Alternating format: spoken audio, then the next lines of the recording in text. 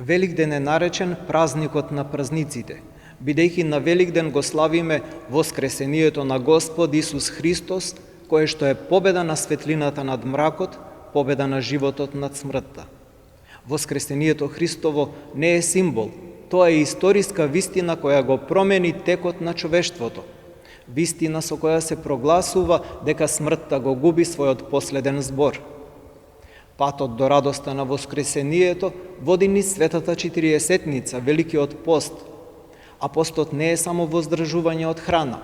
Тоа е време на длабоко себеиспитување, покаяние и молитва.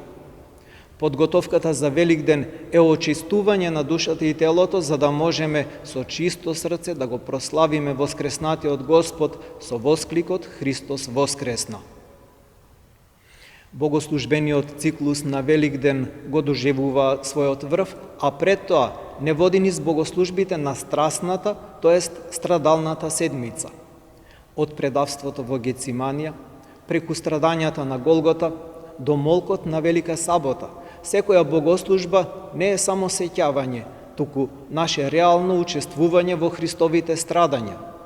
Ова учество се исполнува и се остварува најдлабоко преку светата причест, преку која верните стануваат причесници на телото и крвта Христови и влегуваат во самата тајна на неговата жртва и неговото воскресение.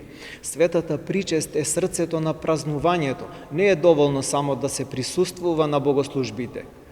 Секако тоа е добро, но повикани сме да се подготвиме со покаяние, исповед, молитва и пост за достојно да се соединиме со Христос.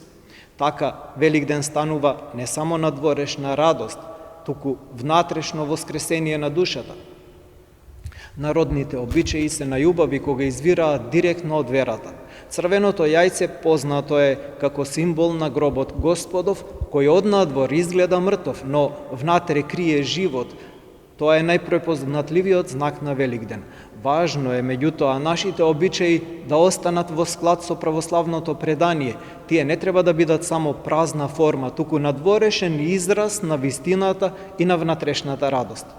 Кога ги кршиме великденските јајца, ние ја прогласуваме скршената, уништената смрт и новиот живот што ни е даруван.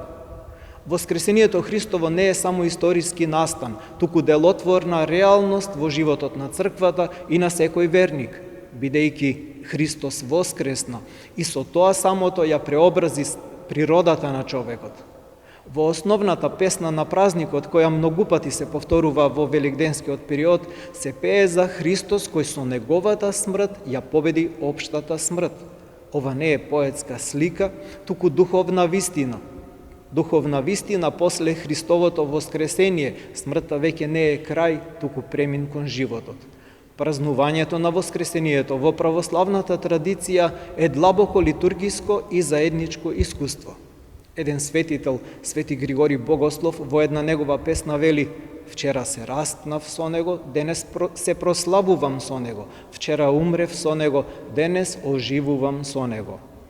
Тоа значи е повик за внатрешно воскресение. Секој верник е повикан да го живее пасхалното таинство во својот личен живот како вистински христијанин и Христов следбеник. Значи, празнувањето на Великден не е само надворешна емоционална радост, туку внатрешно преобразување на човекот кој се труди и се обидува да напредува во добродетелите и во светоста.